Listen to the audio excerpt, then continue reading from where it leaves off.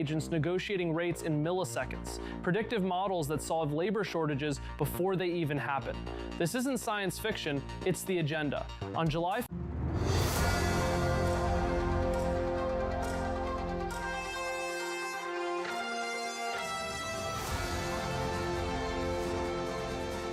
FreightWaves Today has been on air less than a month, and we have already had some of the most powerful voices in freight, logistics, and supply chain. Today, we're bringing you the best of it. Shelley Simpson, President and CEO of J.B. Hunt Transport Services, Brad Jacobs, Chairman and CEO of QXO, Andrew Collane, Chief Commercial Officer of Torque, and Seth Holm, Founder, CEO, and Portfolio Manager at Westbrow Capital. 4 conversations, every corner of the industry. Let's get into it. Next, we're going to have our third and very exciting guest on the show. She climbed every rung of the corporate ladder at J.B. Hunt, and now she runs the place. Today, Shelley Simpson is president and CEO of one of the largest freight companies in North America. The market is shifting, and no one has a better read on it than she does. Shelley, welcome to FreightWaves Today. For having me. Shelley, you're an inaugural guest, first show. We are still getting the kinks out of the system. As you know, doing something live in production has a lot of exceptions. Speaking of exceptions, J.B. Hunt is managing so much in the supply chain. What are you guys seeing right now? What's the state of the market? Well, I don't think, Craig, that a lot has changed since we had our last first quarter earnings report, which really was, you heard us talk about having a fragile environment from a supply side perspective. And certainly we've seen that play out really as the first of the year just continued to progress overall. I would say demand is steady from our customers, not unlike the conversations we've been having, and I think our customers are neutral to slightly optimistic. Certainly on the supply side, we're continuing to feel the same impact that we felt in the first quarter, but feel good about the positioning we're at with our customers.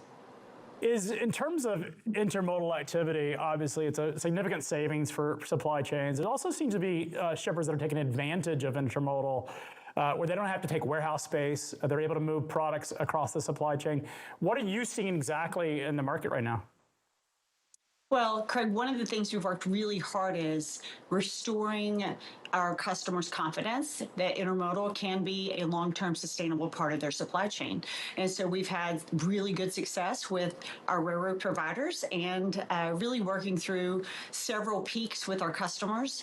And this year has been really a good movement for our customers to think about intermodal, but in particular, because if you think about budgets and how our customers really have to move forward on their budgets, anytime that they're missing their budget, they're going to be more interested in ways that we can help them save money. And certainly this year, not only with what's happening on the supply side and a lack of really follow through on their first priority or their first position on the routing guide, that's been an issue, but also fuel has been an issue. So a combination of those two things have our customers really thinking about intermodal more and more, but it really just thinking about our entire company overall. Anytime our customers are missing their budget, they really look more towards us and start to say, okay, we trust you. We believe that you've got good answers. How should we be thinking about doing our supply chain better and different? And certainly that has continued through this year. Now, Shelley, you have been at J.B. Hunt for much of your career. I understand you actually were teaching school at one point. Is that right? Did I remember that correctly? Well, I was a preschool teacher, so I've had 3 jobs my whole life. My first one was I was a waitress at Pizza Hut during high school. And then in college, I taught preschool at KinderCare. And then I graduated from the University of Arkansas and started at J.B. Hunt 2 weeks later. And 32 years ago last Monday, here I am. Wow. Congratulations on your success. What is really, in terms of what you've seen in the industry, and you speak specifically over J.B. Hunt, what has been the evolution of the business since you first joined? Oh gosh, well, that's a long time ago, Greg. Back then we actually did a lot of different businesses back then. I don't think that I knew enough about them. I started in customer service, but we had a lot of different businesses. And by the year 2000, we really spun the businesses that our then chairman didn't believe could be at least billion-dollar businesses we really spun those outside the company and really focused and made sure that we could really build our businesses off of the strength of J.B. Hunt. And that was really when we started our intermodal segment separately, along with truckload and dedicated contract services. And through that process, we spent the next 20 years really building out supply chain solutions for our customers. So how we're organized today in 5 different business units, intermodal being our largest, dedicated following that, and then really our logistics services across our brokerage platform of JB Hunt 360. We utilize both 360 Box and our brokerage direct with contract carriers, and then final mile coming into the final portion of our customers into their home. And so there's been a lot of evolution, but I would say the other thing, Craig, is that we understand the supply chain a lot better with our customers. We really try to think about it from a consultative nature. So how can we help our customers be more right? And because we have so many different answers across the supply chain, that really allows us to do that. I want to get back into and ask more about 360 and when you guys initially got into that. But before we do that, I, as a fellow woman in our industry, have really, really enjoyed watching the trajectory of your career and love the story of how you really worked your way up. Prior to being the CEO, what was the hardest job you had over the years, sort of working your way through the organization? Well, in 2006, our then CEO, Kirk Thompson, and Craig Harper, our COO, asked me to start up a brokerage business unit. And at the time, we were an asset-based organization. And I don't think we do a lot about what the value proposition of a broker was. And I remember when we very first started that up, which has since been called ICS, or Integrated Capacity Solutions, that was the toughest part of my 32-year career, mostly because if you think about being in an asset-based business, when you want to bring on non-asset into an asset-based business to say, okay, we're going to go get freight that doesn't necessarily fit our network, but will fit other carriers' networks. In an asset-based business, that was a little bit like cussing in Sunday school. It was difficult. Our customers didn't necessarily understand the why. Our shareholders didn't understand the why, and our people weren't necessarily interested in the why. And so you didn't really have anybody pulling for you, if you will. But I will say, leadership from the top down, that was something that they were committed to, we were bought into, but really getting that off the ground was probably the hardest thing I've done in my career. I've lived that life a bit, where that internal sell is honestly sometimes harder than the external sell when you're trying to do brokerage inside of an asset-based company. So I mean, asset-based carriers are notorious for they get the freight that nobody wants, but then there's also the risk or issue of, as soon as the trucks are empty, you immediately divert a lot of that cargo to the asset side. It's hard to balance that, Shelley. How does J.B. Hunt think about that when you look at your brokerage? Because we saw this at U.S. Express. Julie was at U.S. Express. I watched it from the sidelines, where the brokerage business didn't really necessarily served the interest of in U.S. Express's case, the red truck. It didn't necessarily serve the customer's best interest. How do you guys balance that? Well, that was probably what was so difficult about it, Craig, because we were not an overflow model. We didn't have a brokerage business for the assets that we had. We already had a good asset network. It really was about complementing what our customers needed overall, but also when our own trucks needed freight, we believed if we could rise the amount of freight that was available and take more freight on, then certainly our assets could become one of our largest carriers as well. And so that overflow part of the business, we do operate all 5 business units independently with different margin targets. However, we do look for what complements overall. But if we look at it through the eyes of our customers, we always have to be solving for our customers with the most efficient way to do business. That really lends itself to our vision statement, which is to create the most efficient transportation network in North America. And if we do that, we have to look at it the way our customers do. And so, Craig, our assets might want it, but if we think cost, service, and capacity can happen differently with a contract carrier because it fits their network better, we're going to actually provide that to the customers. And in some cases, we give them 2 prices. We say, okay, well, here's an asset price and here's a brokerage price, and we let the customers choose what that can be. It takes a lot of thick skin. I chuckle because I have been there when the trucks have tried to want the freight and it's not the best fit for the customer. And as you're building a brokerage business, you got to have thick skin. You got to be able to fight in the battles. You got to have grit. I mean, you know this, Julie. Oh gosh, yes. Like Julie ran brokerage at US Express, so she knows all about how that works. Yeah, no, and I think that the way you explained it makes perfect sense and doesn't make it not hard. It's still really hard. But I think one of the other benefits that I would love to hear more about, that I think of having your 5 business units that operate independently, but also can provide kind of amazing multi-service offerings for your customers, right? Having assets and being able to have assets to lean on beyond your dedicated business, I imagine, is a huge benefit and selling point for your customers as well, to allow for surge and flex there. Do those businesses interact, your OTR and intermodal and other assets, with your dedicated business? Oh, of course. Like, we operate across the network. So we think about a customer, we think holistically from a customer's need. Think about it like this. We really can handle any part of the customer's supply chain, from a pallet all the way to really managing their entire supply chain. So when we have those services in both asset and non-asset, it allows us to really put what we believe the best answer is for the customer. Now, remember, when we talked about starting brokerage inside our company, I grew up on the asset part of the business. So I spent the first 12 years inside the asset space. I understand the value proposition of bringing assets to a customer overall. And so I think if we were trying to maybe do the opposite, be a broker trying to bring on assets, that might be more difficult. But for us, I think we just understand that we're managing our customers' freight spend. We're understanding what fits best for them. And so in general, if a customer has business in dedicated, for example, they're also going to have overflow business. They're going to need help and think about what they're doing on one way. So we're always going to talk to them comprehensively across all the business that we do. And thankfully for us, we're large in all of our different business units. And so our ability to bring real answers to them, they give them the best flexibility around cost, service, and capacity, really comes to life for them. Shelley, it's funny you talk about just the overall market having, brokers getting into assets. There's been a lot of blood and loss spent on brokers trying to get an asset. It's a different game entirely. It's one of the reasons Convoy didn't make it, was they went out and either leased or acquired thousands of trailers. That's a very different business.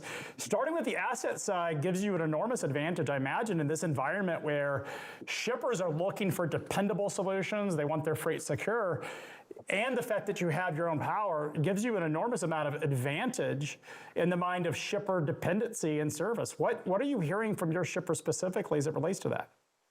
Well, Craig, I think one advantage we have is that we were founded by a driver. So Mr. Hunt was a driver. And so starting the roots of our company, that we will celebrate 65 years this August, we understand, thank you, we understand, what does it look like to be a driver, and how do we build a company based on drivers? And so whether that's us with our own employees and our own drivers, or contracting with other carriers and what their drivers go through, I think that's the advantage that we have, that we understand the life of a driver. We understand the need for that equipment to turn, because when the equipment is turning, then our drivers are making more money, contract carriers are making more money. I think that's a real advantage for us, how we talk to our customers. Customers want to know that they can trust what you tell them. And that's big to us. We call ourselves a say-do company. Actually, Craig, we got given that name from a customer. I was with a customer about 10 years ago that just said, "Hey, Shelley, I have to tell you this decision that you made. It was kind of a decision that was tough." He said, "The decision you made, we were talking about at our executive team this morning, and this was a very large customer."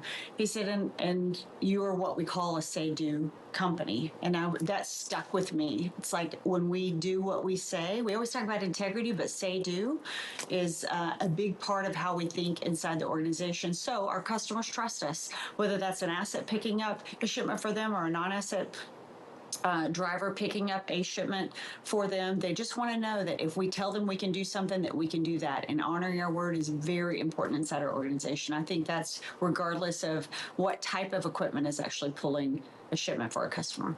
Probably grounded in that Arkansas roots of do what you're told. That's sort of the Southern way. Shelley, you mentioned drivers. Obviously, they're the most important topic in trucking, always have been. They are what makes a trucking company successful, but really our whole supply chain relies on it. There's been a lot of noise and conversations in the market about driver availability, who is qualified to be a driver in this environment. But it also creates pressure. One of the most challenging things about a trucking company, as freight is good and as rates follow the market, drivers get harder to recruit. How are you guys really navigating that story right now? Well, as I think about what Kirk Thompson once said to us, he who has the driver wins.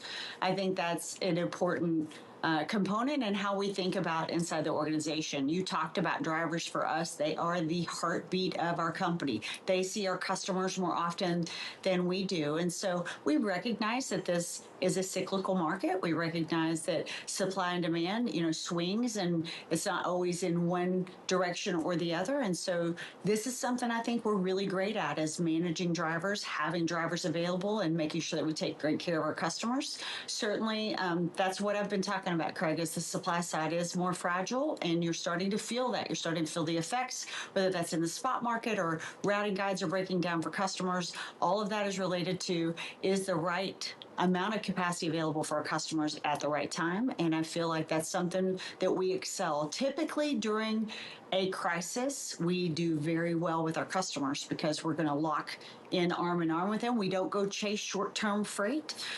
For us, it is about meeting our customers' commitments and making sure that we can do exactly what we say. And whether that's bringing on more drivers, more equipment, whatever we need to do to make sure to fulfill our obligations with customers. From a safe perspective, that's something that we're going to do. Shelley, would you call this a crisis? Has the capacity environment reached a boiling point? I know the data suggests it looks like COVID in terms of just the overall rate. Would you call the capacity situation at crisis levels? I would say capacity is still fragile, Craig. I don't know that I would call it crisis because it depends on where you're talking about. Yeah. If you're located in the Ohio area, it is a very tough environment right now. Anything there in the Midwest from a driver market perspective, capacity is really tight there. Texas is tighter than it has been historically. We're seeing pockets in the Northeast. We've got pockets in Washington. So I don't know that I would call it a crisis because for me, it really is about how close do we work together? What are the steps that we need to take to ensure that our customer supply chains are in good shape, that they're stable, that they're reliable? If you think about it from a driver's perspective, drivers want to do really great work on behalf of our customers. We will onboard the right number of drivers to take great care of our customers. If that becomes even tighter, that can only mean good things for our drivers in the long term. Shelley, I remarked on how different this freight market is than any that I've certainly, since we've had data. It sort of reminds me back when I was working dispatch in the early 2000s, where the heart of freight was really the Midwest. It was that I-35 corridors where we saw freight up in the upper Midwest, the old manufacturing down to the South. That is what at least the data is suggesting, and you just mentioned Ohio being an incredibly tight market. How surprised are you with the way the market's operating? Your business has been largely benefited from intermodal, which has had a lot of international freight over the last couple of decades, but it does feel like, or it looks like a different market. Are you seeing the same thing? Well, I would say the capacity certainly is different today than it has been in the past. Primarily, we believe, driven from the enforcement coming from this administration. And so if you think about, in particular, cabotage, I think that's been very meaningful when it comes to the Texas border, also anything in the Midwest. Both of those areas have been impacted more than we've historically seen, and that's why I think you're seeing the tightness that is occurring. And historically, Craig, those are markets, I should say the Midwest is a market that will tighten faster than, say, a Texas. Texas is different. But if you think about, what's happening inside Texas as well, that entire state is really growing. Our customers are moving into that state more and more. And so I think the supply chain is changing as you're seeing more offices relocate, investments happening there as well. So I think you're seeing some changes, but you're seeing the tightening occur from the driver's side first, and then certainly demand, I think, follows. Yeah, and I think if you'd be willing to talk a bit more about, as we've seen that capacity exit, and certainly some of the most recent regulation, probably we would agree beneficial for large carriers and brokers, and potentially creating more pressure on smaller beneficial carriers. For everybody. I mean, we know that this industry has a massive safety, has pockets of the industry it's not safe. It's not, I mean, the larger carriers, J.B. Hunt included, have remarkable safety records because you guys have been able to build the processes to bring on the right talent. You have amazing training programs. The problem is not everyone in the industry is adhering to that. That's why we're seeing the compliance breakdown or crackdown. Yeah, so I mean, with that being something that obviously the large carriers, most of the things that are now part of regulation are things you're already doing, right? Liability issues would not allow for you to not do any of those things. But are you guys seeing, you mentioned Texas, the Midwest, and when you think about your brokerage group as well, you are seeing capacity tighten more quickly in those markets as you think those maybe non-compliant drivers are leaving? Do you think those are tied to each other? Oh, definitely. I mean, we have said that we believe we have a white paper that we published. We continue to keep that updated with new information coming from administration, but we do believe that that is what's creating a more even playing field. You know, if you think about the regulations that have been in place for so long, those were enforced, and for whatever reason here, probably because of COVID, just lack of being able to enforce, or even lack of resources possibly, for whatever reason, that became more relaxed, and now you're starting to see really that enforcement become really equalizing what the playing field should look like from the beginning. If you think about this 4-year elongated downturn that we've experienced in the industry, longest in my career, it was very difficult to explain what was happening really past about year 2. It makes a lot of sense to me now what's happened over the last couple of years. If you just think about how carriers were running and not following what our laws were here in our country. And I think that's really important. Just we're okay with competing with anyone. We just want to make sure that it's fair and that it's safe. And I do think that's having an impact on capacity.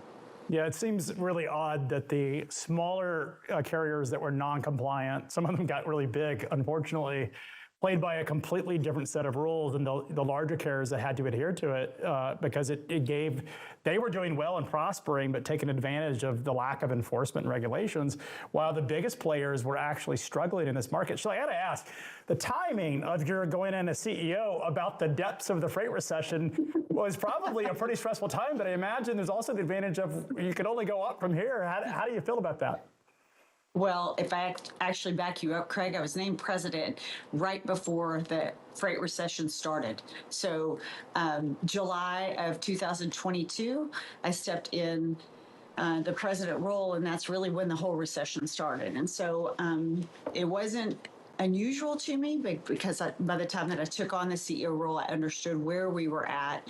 But I also would say I think there's always great opportunity to take a crisis and really create something different. And that's something that we really worked on, is how to take the opportunity. We didn't think it would last for 4 years, but how do we take the opportunity of where we're at right now and really do some things different? And it's where we really spent a lot of time thinking about the investments that we made in our people, our technology, and our capacity. And so we leaned into that, really taking the strength of our balance sheet to say, okay, well, we are different and we are unique. And so we invested over $500 million in wages and benefits for our people. We made sure not to do any mass layoffs during this past 4 years, which I think is something we're very proud of. We do believe people, that does make the biggest difference inside our organization. We continue to invest in technology, and certainly you know that we invested in capacity to be prepared and ready for such a time as this, Craig. Right now, what we're talking about with our customers, we are prepared, we are ready. So as they are needing our help, we have the right level of capacity. We certainly have the best people. Put those two things together with technology empowering us, we've really done a nice job setting ourselves up for the inflection point. And when things continue to get even better, feel like that we're set up best for the long term. Shelley, one of the conversations I'll never forget, you and I actually spoke around the time that you were named CEO, and we were talking about the freight recession. And one of the comments you made, which has stuck with me, is you said, Craig, I've been in this business through every cycle you could imagine. And I think that has positioned you guys incredibly well, because you have not only leadership that is from this industry, that has lived all cycles, but the business itself, the institution, J.B. Hunt's business model, and I tell investors this all the time, you have the most diversified strategic business of all price points, of all service types, where you're incredibly positioned for any market. Whether we're talking downturn, you've got the intermodal business, which offers significant discounts, but you've also got your last mile business, which is on the sort of the premium side in terms of cost. You guys are incredibly well positioned for all sides of the market. Well, I mean, I appreciate you saying all those things. And I think part of that, Craig, we do have a great diversified model, but we also have a lot of tenure inside our organization, from our drivers to our technicians to our office teams. If I think about, I've served on our executive team for the past 19 years. And so that's the reason I was able to say that to you. I remember sitting in the boardroom during the great economic recession of 2009. And I remember the decisions we made and how we thought through that. And we are very long-term in the way that we think about our people, our customers, and our shareholders as well. But we want to make sure that we are prudent and take good care of the short term, where we should and where we can, without jeopardizing long-term overall what we can do for all three of those. And so I do feel like we're in a good position. I think the strength of our people and the amount of time, one of the things that we talk a lot about is our executive leadership team at J.B. Hunt has an average tenure of over 25 years in the company. But it's not just that team. You can kind of take that through. Our senior VPs and VPs both have 21 and 20 years. Our directors are 13 to 14 years inside the organization, and so on and so forth. And so when I think about that, when I think about having 5,401 million-mile drivers now with their names permanently etched into our wall from a safety perspective, that's the strength and the tenure inside the organization that people get when they work with J.B. Hunt. And I think that's the reason we lean so much into our people, because in the ups or the downs, when you keep people that have been there, it's been tried, and we've tested it, and we know what is true, then we can think longer term and realize that even if we're in a recession, if we just take care of the principles and the values that we know that got us here, then we can continue to push forward. Shelley, thank you so much. One thing I would point out is, yes, they have a lot of seasoned veterans, but the management team is actually quite young relative. I mean, lots of experience measured in centuries, but you guys are still young. You have a long room ahead of you. It's a pretty amazing story. Yeah, it is. Shelley, congratulations. Yes, and thank you for spending the time with us today. So again, Shelley Simpson, President and CEO of J.B. Hunt Transport Services. It's been an honor to speak with you today, and we'll hope that you'll join us again soon. It's National Safety Month, which makes this a great time to ask how your fleet can prevent more accidents. Samsara AI detects risks in real time, giving teams more visibility into what's happening on the road and more context to coach drivers before risky moments become incidents. Fleets using Samsara Complete AI Safety Solution have reduced crash rates by nearly 75%. See the data behind the results in the Samsara Safety Report at samsara.com/freightwaves. Getting reliable capacity can be complicated. Let RXO make it simple. As the third largest provider of brokered transportation in North America, RXO has the scale, resources, and expertise to help you tackle any shipping challenge. From a last-minute spot load to a managed transportation solution, from LTL to intermodal, from trained logistics experts to AI-powered freight automations, RXO has you covered from the first mile to the last mile. Start shipping on easy mode with RXO and get a smart solution to move your freight. Learn more at rxo.com/capacity. In freight, again, your customer experience is everything. Every quote, order, and status update is a chance to win or lose a customer, but that will still, again, run on manual disconnected systems. Pallet is the leading enterprise AI built for the supply chain, automating costly operations from code to cash across brokerages, carriers, forwarders, shippers, and warehouses. Mallory Alexander serves 3 times more customers per operator, deliver an exceptional customer experience at scale. Visit them right now at pallet.com. Race car drivers like NASCAR champion Jesse Love are a lot like commercial drivers, pros. But even the best in the world still watch the tape to see what they missed and get better next time. So we created the Samsara Driving Coach. Great race, Jesse, but you were following too closely and you were speeding. Okay, you got me on that one. Samsara uses insights from millions of professional drivers to coach drivers in real time. Because even champions need a coach. Give me the keys.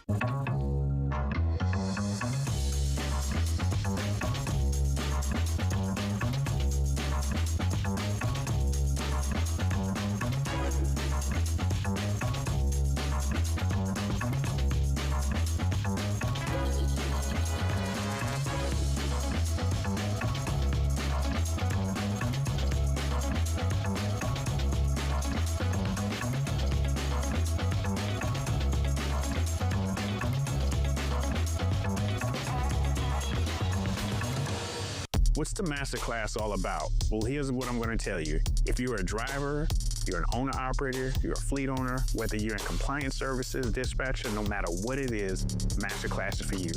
Every 2 weeks, you're going to sit down with me, and we're going to go over certain business topics that are related specifically to your small trucking company operations. We're going to help you with everything from compliance to how to negotiate better on the spot board, how to find direct freight, and everything in between. This is the reason why you don't want to miss out on masterclass. It's about an hour to an hour and a half, and then on top of that, you'll have the library to you so that way you can always research and reflect back onto it. Don't miss out this opportunity. This is built specifically for you. I'm excited, and I hope to see you in class.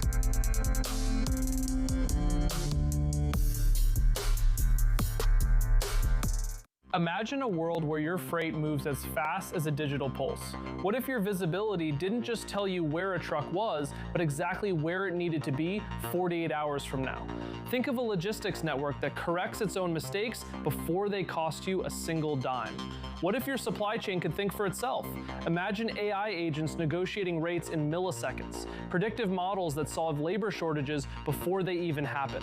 This isn't science fiction, it's the agenda. On July 15th at the historic Old Post Office in Chicago, FreightWaves presents the Supply Chain AI Symposium. We are defining in real time how AI is embedded into every mile, every warehouse, and every handshake. Because in 2026, the future isn't just coming, it's already negotiating. The FreightWaves Supply Chain AI Symposium. Secure your spot now. Welcome back to FreightWaves Today. Man, we have a packed show. The best is yet to come. We have Brad Jacobs, the author of How to Make a Few Billion Dollars, a few more $1 billion, but you also wrote the first book. Brad, tell us, what is the secret to making a few $1 billion? Is having good relationships with powerful people like you, Craig. Well, we're gonna clip that one and put that as a permanent record for FreightWaves Today. We're so happy to have you. Brad, you built 8 companies worth more than $1 billion, which is very remarkable. It may be the best run in business history, certainly the best in the industries that you're involved in. Is there something, I've read both your books. I'd love for our audience to sort of boil down. You have a playbook that you like to talk about on really how you sort of exercise both business but also life. Is there a couple of sort of core points that you have that really drive your decision making? Yeah, there is. So my approach to business starts here. It starts with your mindset. It starts with figuring out how you get in the zone, and how do you stay in the zone when you get kicked out of the zone? Now, you have 2 chapters in the second book all about that. I think it's really important. I think the most important thing to succeed in business in a big way is to keep your head in a good place. Because there's always stuff coming in. There's incoming missiles all day long, all year long. You got to stay cool, and you got to think very rationally and very intelligently and with some wisdom and some big picture and long-term thinking. So that's where it starts. It starts in the mind.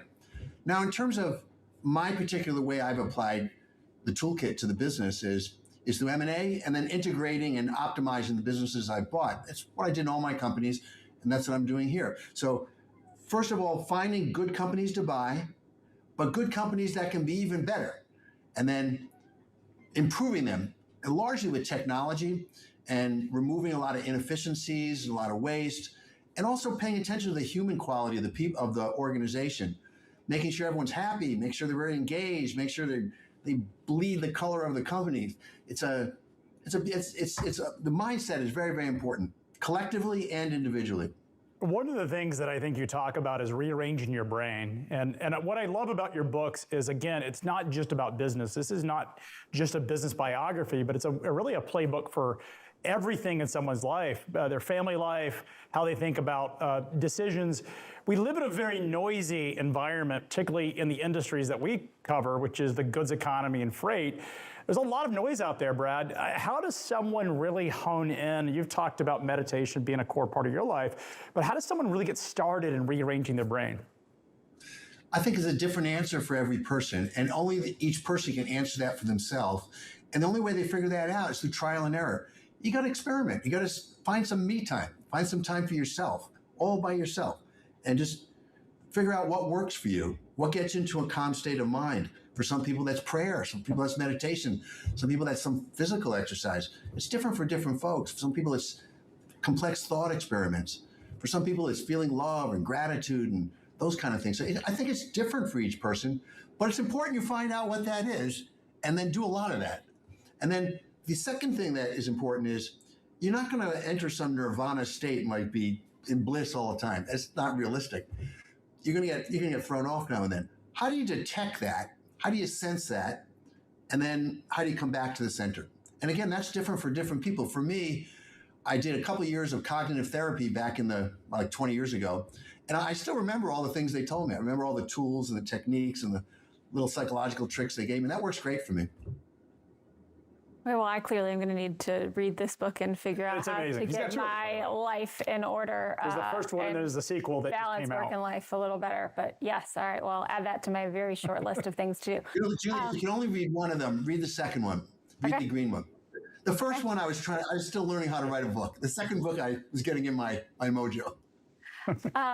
You mentioned looking for good companies that could be great in creating efficiencies and leaning in on technology. Can you talk a little bit more about that, the role of AI and how the technology platforms you guys use at QXO help as you acquire those other companies? Well, AI and robotics, automation, collectively, is the biggest trend ever. And in the book, I talk about the 108 most consequential inventions, tools that humans have created. And I call that technology because that's what it is. Technology is outsourcing things we do ourselves so we can do it better. And starting 2.8 million years ago with stone tools that was able to eat better and be able to fight better and survive better. And then I trace all the way up till last 25 years when there was a huge amount of inventions, culminating with the internet, and now with AI, the LLMs, and all the robotics, all the humanoid robotics and the other forms of automation that you see in the industrial world. This is taking to us a whole new level. So the speed of change, the speed of progress is accelerating in a big, big, big way. And the consequences for humanity is very, very significant. So yes, AI is going to affect everything that we do in our business. It's going to affect pricing. It's going to affect procurement. It's going to affect transportation. It's going to logistics, the warehousing of it. It's going to do everything with workforce planning. It's really, there's no part of the business that AI is not going to touch and improve. It's all for the positive. Brad, you're one of the most optimistic people that I know, and I think that's probably driven so much of your success as you look at the opportunities. You're also a very quick study of a business, and you've talked about the M&A playbook, is sort of vetting out what is legitimate and what is not. Tell us a little bit about how you sort of vet the deals that are what they say they are versus the one. There's so many deals out there. Most of them don't make sense. How do you really filter out the ones that are going to have the best outcomes? You got to study it real closely, and you can't buy a pig in the poke. You really have to understand and know what you're buying before you buy it. You can't get hustled in some kind of a investment banker process where you get a 4-hour management presentation in a data room, and even the management presentation, they're just saying what the script says. I've never bought a company like that because I don't know I wouldn't know what I'd be buying. I don't know how that would work. So you have to really study it carefully, very deeply, and understand. And you have to talk to its customers and its vendors and the employees, particularly the former employees, its competitors, You got to search all of social media and see what's out there. You can find tons and tons of stuff about a company just surfing around social media. So I think in this day and age, when information is so wide, so all over everywhere, you should know what you're buying. If you don't, it's your own fault. Yeah, I think especially with things like Claude or whatever LLM you're using, it makes it so much easier to do research because it can consolidate those feedbacks, those social media posts that make it a lot easier. So there's really fewer and fewer excuses, as you mentioned, to sort of know that. But then how do you sort of filter? What's the primary filtering mechanism? Is it talent? Is it unit economics? Is it market?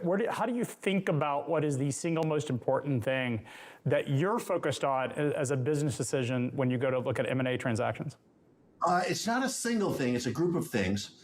But first and foremost is, how's this company make money? Like, what do you have to believe in order to believe this company is going to get better and better over time?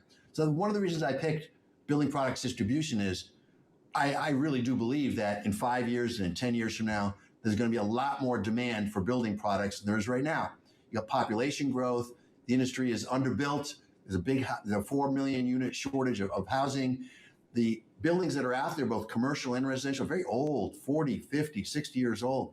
That's old. They got to get replaced. They got to get remodeled. They got to get upgraded. So you want to get into an industry and a company that's levered to some growth trend, so that even if you mess some stuff up, the trend's in your favor. You got tailwinds propelling you, so that you have pricing growth, you have volume growth, you have margin expansion opportunities. That's what you want to see. So the overall picture is number one. Now, second thing is the company itself. How is it positioned? What are its strengths and weaknesses versus the competition? What makes it a winning company, and what opportunities are there to grow it more? What are they underinvesting in? A lot of times, you can buy a company from private equity, and they have a short time frame, so they're not really investing in the business. And you take that business off their hands, and you invest in the CapEx, you invest in the technology, invest in the people, and you staff it right, and invest in the facilities, and suddenly it's a lot more profitable with higher margins and generating a lot more free cash flow. So what's going to make that business better? But it usually comes down to what's going to affect price and what's going to affect volume. Those are the two big ones. If you can win in the marketplace on price and volume, you're going to make a lot of money. And in order to do that, you have to have a strong value prop to the customers. The customers are those folks who wire money into your bank account. They're very important. So you have to understand, why are the customers doing business with that company? And then, is there a way to elevate the customer experience so that the customer sees experiences a breath of fresh air dealing with you, and gives you more business? So you see that's what happened in transportation. The LTL, Old Dominion, was the first one to crack that nut, like 20 years ago. They got a superior, differentiated quality of service, and therefore they got better volume. They could pick which freight they wanted, and they got better pricing too. Now XPO has caught up with them, and so they got a little competition, but there's plenty of business to go around. And that's why. The reason that XPO has been outperforming so much is because at core, the most important reason is they elevated the customer experience, elevated fewer damages, more on time. And as a result of that, by focusing on the customer experience, they got more price, they got more volume. Therefore, you make more money. Brad, I think one of the most important things that you said is pick the industry. And of course, as a media executive, one of the sort of qualifiers is don't pick industries that are going to be disrupted by AI. Media, unfortunately, is on the wrong end of that. You and I have talked about some media transactions. It is a very difficult business. What do you do? What advice would you give someone like myself who has media businesses that are being disrupted by AI? How do we position ourselves to sort of take advantage of this massive disruptive opportunity? First of all, you mentioned Claude. Ask Claude. Claude's smarter than I am. But I would say, little old Brad would say, think about how you can morph your business, migrate your business from non-AI to all AI. Figure out every part of every work stream you have in the business. How can you use AI for that? How can you use AI instead of the old conventional way of doing that? And if the answer to that is I can't, the outlook may not be too good. But the answer is probably you can.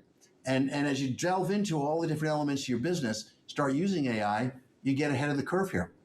Yeah, it's a lightning rod for media businesses for sure. So that's a cultural challenge of getting the right people who want to embrace the technology and see it as an opportunity. Media companies have notoriously just stubbornly sort of resist the old guard. We saw that with the internet. Certain media companies have done really well. I want to get into freight because this is what our audience cares about. Brad, you built some of the most successful freight companies. We had Drew from RXO on Friday that talked about the state of the market. I've got to ask, when you entered the picture with the acquisition of Express One, over a decade ago, what assumptions did you make about freight that didn't prove to be correct? And I'd love to hear on the other end, what assumptions did prove to be correct? So I remember in 2011, when I was first getting into the industry, I bought Express One, which is where the XPO came from, Express One. And I was on a panel at NASDAQ, the manufacturing trade group, with Shelley Simpson from J.B. Hunt, and I can't remember the name of the woman from Panther, the expedite company, and someone in the audience asked me, so what do you think the future of the industry is? And I said, this is going to be eventually automated, and all trucking is going to be autonomous. The relationship between either the trucks or either the trucking companies or the 3PLs is going to be electronic with the shippers, no human intervention, and everything from the intermediary to the end customer, the consumer, is going to be all electronic, all machine to machine, and there'll be very little human interaction. And the audience was like, I mean, they were just stunned. They thought that was like, what are you talking about? Like, didn't make any sense whatsoever to them. Now, turns out that was the answer to both your questions, Craig, because it turned out it definitely is the correct prediction. I may have gotten the timing wrong. I thought it would have happened by now in a much more advanced way, but it's happening. Yeah, I mean, it certainly is with AI. It does feel like, a lot of the digitization, I think this is sort of the typical, what they call the Gartner hype cycle, is people underestimate how long it's going to take, but also underestimate the long-term impacts. We're starting to see this come together. In terms of the businesses that you have built, XPO, RXO, GXO, which of those businesses do you think is best positioned to take advantage of the AI revolution that's taking place across freight? Well, I think AI is going to affect all three of them. So on brokerage, RXO, Robinson, Echo, all the brokers, they're already using AI. They're using AI for matching, but that's been going on for a long time. Even when RXO was part of XPO, we had Mario created this freight matching, freight optimizer, and we did automatic matching on that, and it was real e-commerce. It wasn't human intervention. So I mean, that trend is continuing, and I think it'll bring efficiency. It'll bring more and more precision in order to find just exactly the right truck that's exactly where you need it in order to take a backhaul, do it cheapest. I think that's going to be a real big improvement in the business. And everything from matching it to dispatching it to invoicing it, it's all going to be AI. All the agents will do that without human intervention over time. I think on the LTL side, Mario's using AI. He's using AI in the pricing, using AI on the line haul, using AI on the end, the pickup and delivery in the end, the P&D, using it to do the workforce automation on the dock. So I mean, they're already using AI. They'll just use AI more. Eventually, the trucks, even LTL trucks, will be autonomous, and they'll be even picking up will be autonomous, and then the travel to the cross dock will be autonomous. Everything in the cross dock will be autonomous, and then the out line haul and the final delivery will all be autonomous. It'll all be AI powered automation. And I think on the GXO side, GXO has been using AI for years. We never had a warehouse that wasn't powered by an AI system. It was way too. We had big warehouses. No human being could keep in mind all those SKUs and where everything was. So when goods came in, they were scanned right away in the WMX, the warehouse management system, and then the system told you where to slot it. If it's a fast-moving item, put it near the exit. If it's something that goes out with a fast-moving item, put it near the exit. If it's a slow-moving item, put it way in the back of the warehouse, up real high. So the AI has been already introduced in the warehouse. And if you go to the most automated GXO logistics warehouses, not a lot of people there. There's a lot of robots and computers. That's where it's going. I mean, that's all where it's going. So I don't think one of those three will be more or less affected by AI than the other. They're all going to, because that's the mega trend. It's the biggest trend since humanity was born, in my opinion. Wow. Biggest trend since humanity was born. I mean, Brad always has the great outtakes on the technology and future. All right, so shifting momentarily from technology, I want to get your take on the market. Obviously, LTL and truckload markets have an impact on your distribution and sourcing that capacity available. What do you think the rest of 2026 and maybe even into early 2027 looks like? You know, usually I have a real strong view with high conviction. I don't right now. The reason I don't right now is there's a few imponderables that aren't determined yet. What's going to happen with interest rates? Are they going up or going down? I mean, at the moment, people think they're going up. A couple of months ago, they thought they were coming down. What's going to happen with the Iranian thing? Is the war over? Is it finished over? Or is it going to be temporarily over and start again? And therefore, what's going to happen to fuel prices?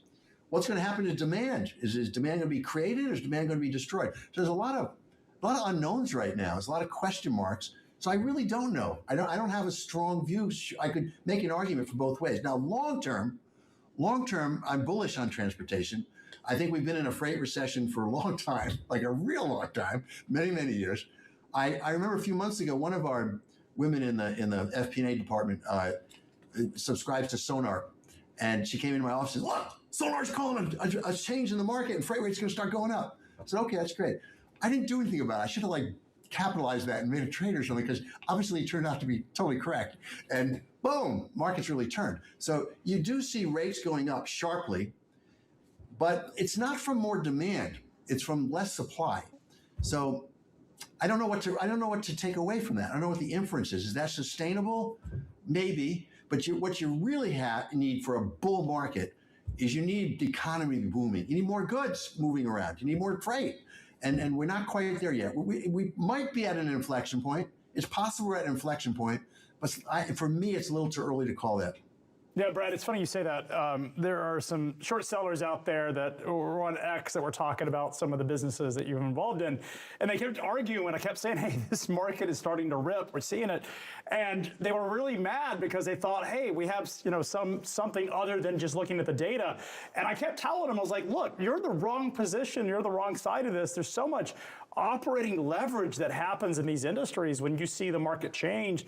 Pricing improves, but also utilization significantly improves. And we've seen that with the stock prices of both XPO and RXO over recent months, just how much better these businesses are performing and how much better sentiment is going forward due to the change of the market conditions. Yeah, you mentioned the short sellers. You know, I made a career out of squeezing the short sellers. Short sellers hate me. They always lose money with me. But, they play a good role in the market because they test people's thoughts and they put some things into the conversation that you double check and make reality check it. But generally speaking, most stocks over time are going to go up because there's more and more business demand. And so even the companies that aren't really well run, they go up too. They just don't go up as much. So I think generally speaking, if you want to play the market, you're better off playing it from the long side. Yeah, and look, I think, getting on the wrong side of the business in terms of data, the wrong side of the market development, and I would argue the wrong side of Sonar, for those, you're brave to do that because the data doesn't lie. When the market shifts, it puts you at risk if you're on the wrong side of that trade. Brad, I got to ask, you have moved into building materials from logistics. These are two very difficult businesses. Earlier in the show, I teased the fact my brother's now building homes. I teased the fact that he says that building homes is easier than running a public trucking company. What is your view on those two industries? There's more commonality than you'd think. So our customers are home builders, they're general contractors, they're tradespeople, they're roofers, they're people do waterproofing, and they buy a lot of building materials. I mean, tons of building materials. And now what I've done in the last year is, a year ago I didn't have any revenue, let alone profit, in building products, but we did two acquisitions. We got another one that we're trying to close the next few weeks. And between the three of them, we'll be up to about 18 billion of revenue, be up to about 2 billion of EBITDA, and we'll be number one in installation, both distribution and the installation of insulation, number two in roofing, number one in waterproofing, number one or number two in lumber in certain key geographies. And we'll have about 28,000 employees and 1,150 locations. We'll be in all 50 states, 7 Canadian provinces. I got a fleet over 10,000 vehicles, so I got trucks again, managing trucks. It's a very interesting business. But you know, all these businesses, whether it's trucking or logistics or whether it's all these things, it's the same job. I mean, I was sitting at the same desk running all those businesses in the past, right here, right where I am right now in Greenwich. It's the same thing. You're dealing with people, you're dealing with employees, and you want to get them all charged up and excited and loyal and hardworking and really put their heart and soul into the business, very productive. You're dealing with customers, and you got to please them and make them happy, and you got to show them that you love them. And you're dealing with vendors, and you got to figure out what you can do with those vendors in order to get a better price, get a better deal. You're dealing with shareholders, and you got to figure out, how do I create shareholder value so the stock price goes up? It's pretty much the same kind of stuff. And you're dealing with tech. You deal a lot with tech. Tech. We're revamping the entire tech stack of the two companies we bought, and we'll do the same thing with the one that we're about to buy. Everything, from the ERP to the CRM to the e-commerce, to the WMS, the TMS, the HRS, everything. Every single part of the tech stack, putting in hundreds of millions of dollars to upgrade them. Because there's a huge ROI from that. I remember in the early days of XPO, and we invested hundreds of millions into the technology. And people said, are you crazy? Like, you don't have the revenue, the profits to support that. And I said, no, we have to do this. This is something that's not like a nice to have. This is something we must have. We're going to build a big company with billions and billions of dollars of revenue, and we need the technology to support all that. And it turned out it worked out. Yeah, congratulations. I got to imagine your logistics pedigree, the experience you had in the business of understanding supply chain logistics, has been tremendous for building QXO and a building materials industry, which is a lot about supply chain. Oh, it's very relevant. So most distributors, they let the manufacturers do the trucking. So they buy it, CIF, the warehouse. Well, I don't want to do that because they mark up the freight and they don't show up on time. So I'm trying to renegotiate with the manufacturers one by one so that we buy the goods FOB their factory and we do the transportation. So that's a big deal. The other part of logistics that's very helpful here is warehouse management. So this industry is sophisticated in some ways, but in technology, it's way, way, way behind transportation and logistics. There's no comparison. So most warehouses in this industry don't even scan and barcode goods. So there's no WMS system. So the inventory is all FUBAR. So there's a lot of things you can do with technology that's like just table stakes, basic stuff in transportation that this industry doesn't have yet. Oh, Brad, thank you so much. We've got to go to break. Man, that was amazing. Brad, thank you so much. Please come back. We'd love to have you as you build up your enterprise and get closer to that $50 to $100 billion. Maybe that's the new horizon for you. So congratulations. You know, so much attention, Julie, has been focused on Elon Musk, rightfully so, becoming the first trillionaire. But people like Brad Jacobs have been so impactful to industries that are often underappreciated and perhaps underloved. He sees opportunity in those. Yeah, amazing story, and really thank you for sharing so much of your insight with us. And that's why he is the GOAT. Brad, thank you so much. We'll have to have you back. Thank you. All the best. Race car drivers like NASCAR champion Jesse Love are a lot like commercial drivers, pros. But even the best in the world still watch the tape to see what they missed and get better next time. So we created the Samsara driving coach. Great race, Jesse, but you were following too closely and you were speeding. Okay, you got me on that one. Samsara uses insights from millions of professional drivers to coach drivers in real time. Because even champions need a coach. Give me the keys. The super successful people are part of the 1%. They're part of that very, very small percentage. That's why I don't want you to do things that everybody's doing. I want you to do the small things that nobody else is doing. The people that are most successful in this business treat it like it's the only thing that's bringing income into their household. If you do that, then you'll have the same results. These people operate like they have no other chance. They have nothing else going. This is the only breadwinner that they have in play. I'm Adam Wingfield, and this is the FreightWaves Playbook. Become part of the 1%. Sign up for FreightWaves Playbook today.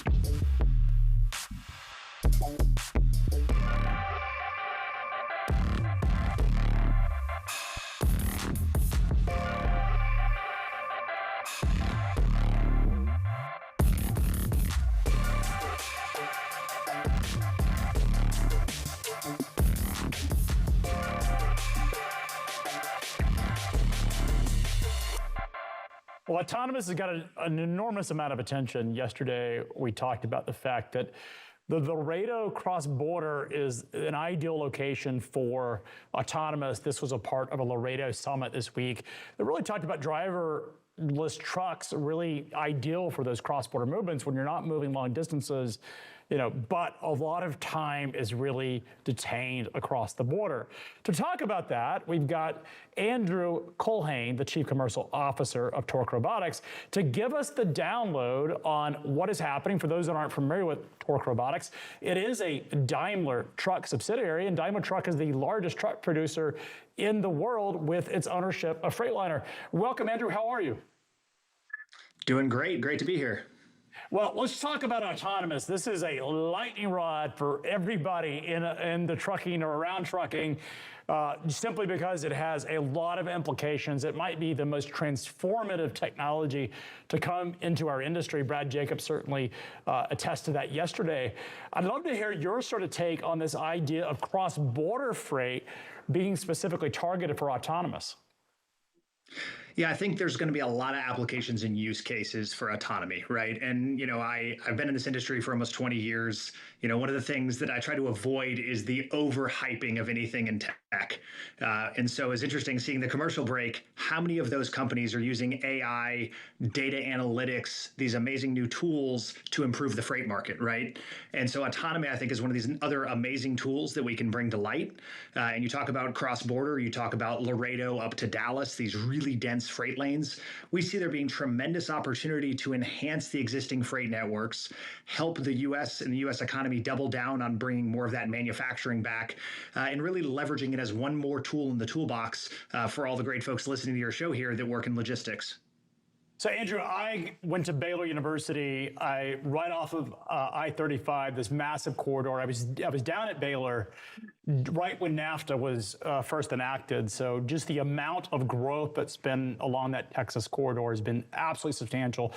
The cross-border trade is becoming increasingly more important as companies move back production to the United States. But the big issue is that the amount of time that drivers spend at the border is just a massive time suck. And there's also this issue of cabotage of drivers that come over across the border that are not licensed to operate point-to-point transportation in the United States. I'd love to hear how you're thinking about driverless trucks and really the idea of having the driverless trucks or autonomous trucks along I-35 next year. Yeah, absolutely. So, you first bring up the point of Laredo. Laredo is this really unique point in the U.S. freight network. As I tell anybody in logistics, if you get the chance, get down to Laredo. There's a lovely point right there by World Trade Bridge. You can stand and see just the sheer volume of it. And you bring it up very correctly. There is massive cross-border movement, but almost all of that cross-border movement then needs to come and drop a trailer somewhere in Laredo, hook back up and go north. And so being able to tap into kind of a natural drop and hook point in the networks, ones where, again, those drivers can't typically cross that border checkpoint north of Laredo. And so how do we help move all that freight back into the U.S. economy? How do we bring that freight or even empties back down to Laredo to get them back across the border?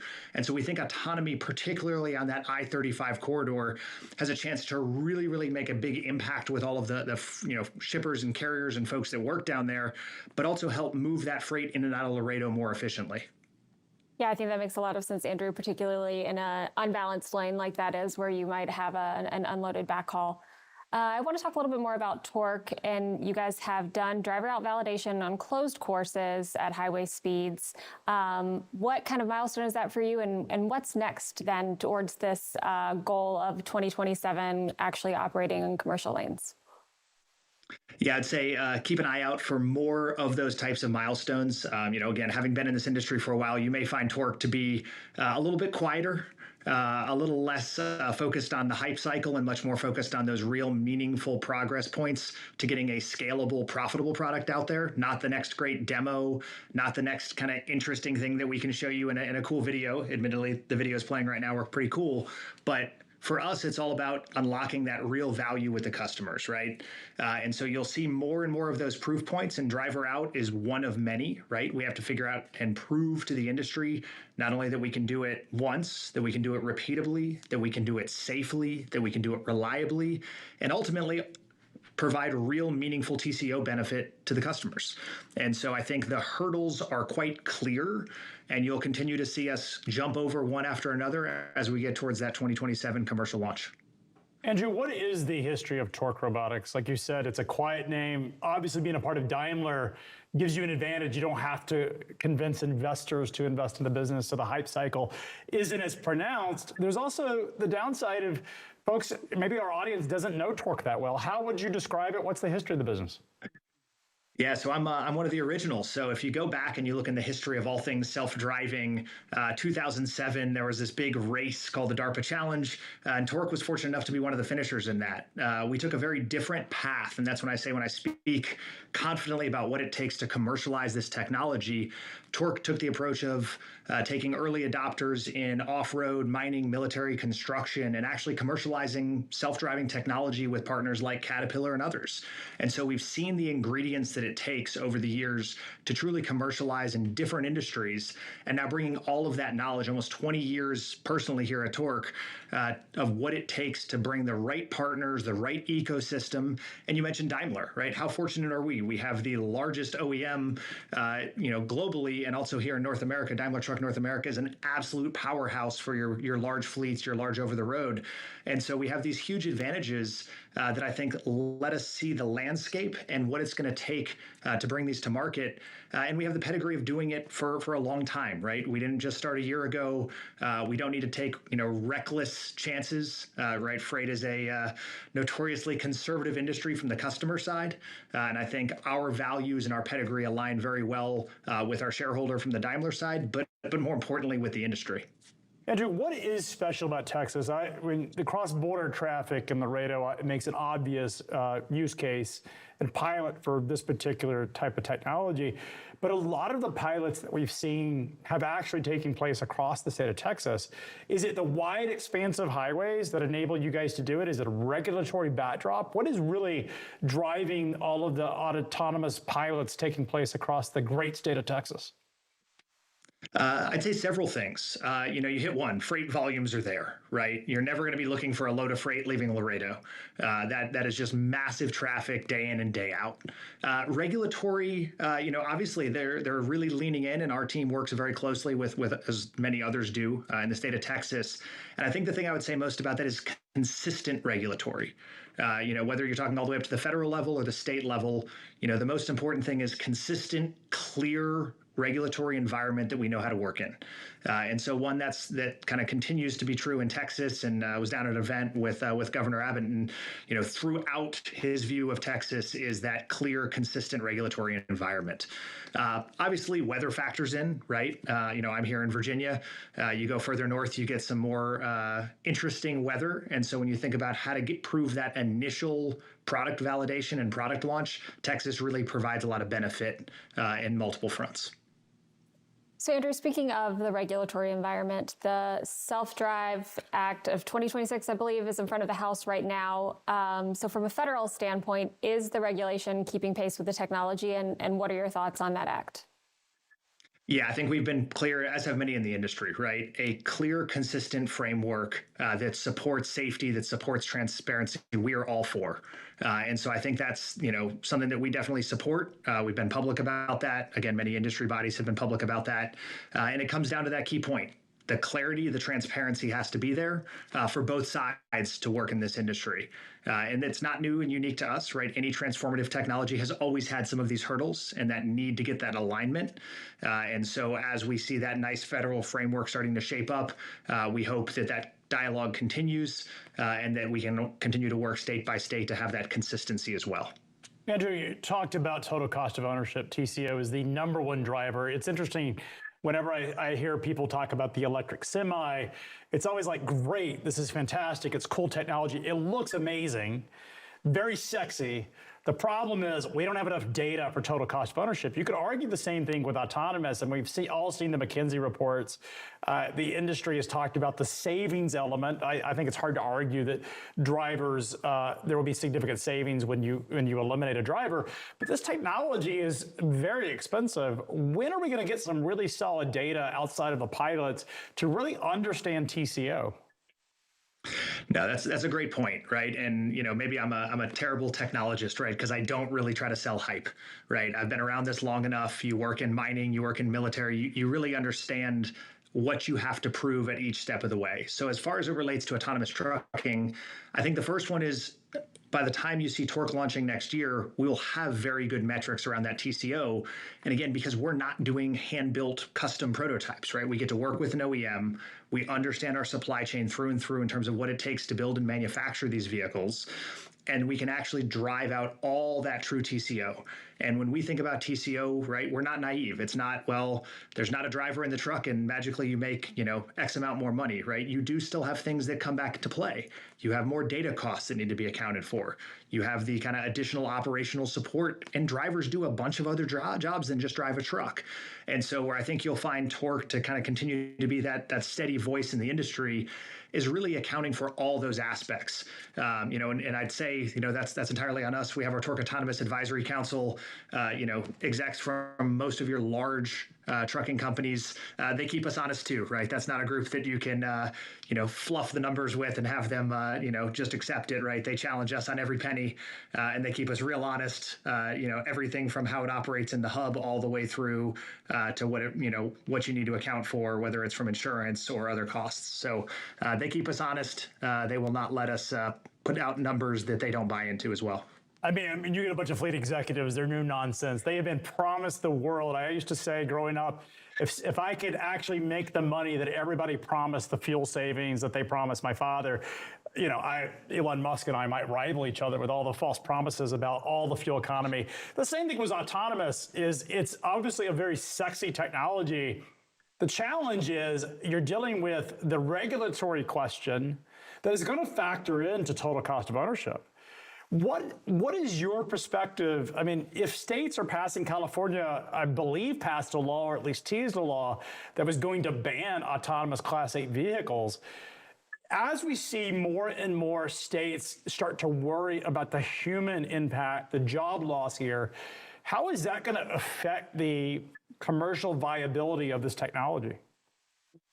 Yeah, that's always an interesting topic for us, right? And I actually really appreciated your interview with Brad Jacobs, right? That human nature is always to automate the repeatable tasks in our lives, right?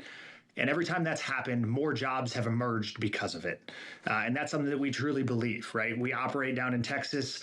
We work on how does that scale out from a hub operations, from a mission management, from these other jobs that are going to emerge as a result of a more efficient supply chain. So I think that's one piece of it. The regulatory piece, and you asked about, the Build 250, I really like that there is a more consistent framework.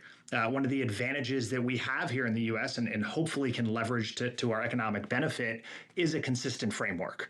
Right? If you look at the viability of autonomous trucking in Europe, for example, the number of different countries you have to drive through to get a length of haul just across Texas is massive. And so the more consistent we can be here, the more we can collectively unlock that economic benefit. And what I think you'll see, though, is the states that lean into that, like a Texas, are going to see more and more of that benefit early on, hence why everybody's operating there today. Can you describe for our audience what the Self-Drive Act of 2026 actually will do for autonomous? So at a high level, right, it really just sets a consistent framework for reporting and transparency across the board. So they're still working through all the details of how that's going to be enacted. But again, as it reports to what you need to report and how you need to be transparent about that, that's huge for us. I mean, how do companies like Torque and folks in the autonomous vehicle, and frankly, fleets that are going to buy this technology, how are they going to protect that investment when suddenly there's a change in politics, maybe not in Texas, but it could be in the state of Illinois or Missouri, where you have trucks that are passing through? How are they going to protect that investment to ensure that those trucks can truly be autonomous as they drive their state highways? Yeah, and one that I actually, as part of this industry for a long time, think the burden starts with us, right? We have to prove that we are doing things safe, that we are doing them in a transparent way, that we are doing them in a way that we are worthy of operating next to the minivan going down the road, right? And I think that's a burden that, a lot of us in this industry understand and carry. And I'm in close contact, right, with a lot of our, what you'd think are our competitors, but we're also all in this together, and that we view there's a bar that we all need to meet to do this safely and earn that trust. It shouldn't be given, right? We do have to do certain things, and we do everything from training first responders all the way to working with the regulatory folks. How do we make sure that we've proven that we can operate safely, that again, we've earned our place on a public roadway? And as we do that, I think that's where you'll see a more, I'll say, consolidated regulatory environment. I think you'll see more buy-in from the customers and buy-in from the general public, right? That hurdle of trust is high. We know it's there. And the beauty of it is, from an autonomous trucking perspective, much like TCO, safety is also a data-driven activity, no different than in a major fleet today. And we take that burden very seriously, but also leverage data to actually answer those questions. Andrew, thank you. We could certainly ask you a lot more. This has been really informative. Gotta have him back. We hope to have you back. It's been a great conversation. I also want to hear from, we asked the question of the day. I think we should extend it. You can tweet us at FW Today with a hash mark. Do you think that autonomous trucks should be allowed across border? Because it strikes me, so many people have an opinion over Mexican trucks coming into the United States. The very same people have opinions about autonomous trucks. You got to pick your poison, if you will. If you argue that having Mexican trucks are breaking cabotage and shouldn't be here in the United States, how do you argue against autonomous trucks across the border? I don't know, Andrew, last thought, closing thoughts on that. I'll let you take it. Look, I think at the end of the day, the demand is so high, the tools in the toolbox need to be utilized to benefit the economy. And how we make those work, how we fit into the existing freight network or augment that freight network is one that, between the technology and products we bring to the market, the great folks that actually work day in and day out in Laredo, they're going to be the ones that really drive that. We think we just bring an amazing tool that they can leverage to unlock that value.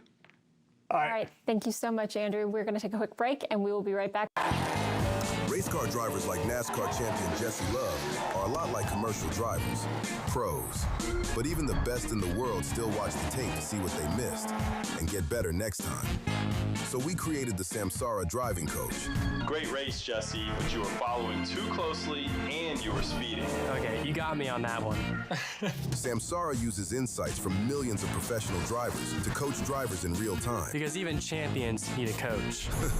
Give me the keys. The super successful people people are part of the 1%. They're part of that very, very small percentage. That's why I don't want you to do things that everybody's doing. I want you to do the small things that nobody else is doing. The people that are most successful in this business treat it like it's the only thing that's bringing income into their household. If you do that, then you'll have the same results. These people operate like they have no other chance. They have nothing else going. This is the only breadwinner that they have in play. I'm Adam Wingfield, and this is the FreightWaves Playbook. Become part of the 1%. Sign up for FreightWaves Playbook today.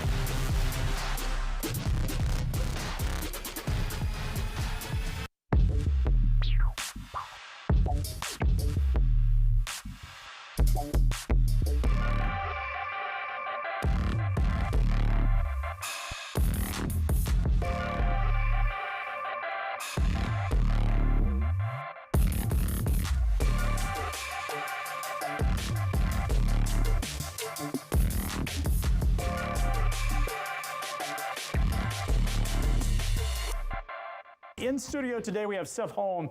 He is the founder of Westbrow Capital. Westbrow invests specifically in transports. And Seth, as a pure play transport investor, you're one of the largest. That's right. It's a small pool to pick from, but we are unique. And I think, I'd say the first thing that I know you're excited about, and so am I, is we started at the end of 2021. And so my timing was definitely not the best in starting a transportation fund. So kind of coming out of a 4-year deep freight recession and now having fun for the first time in a while. Well, you were at Sonar before. You ran our research group here at Sonar and decided to go out and build a fund based on all that great research you did in the day. It's interesting, we've had some fantastic guests on the last couple of weeks.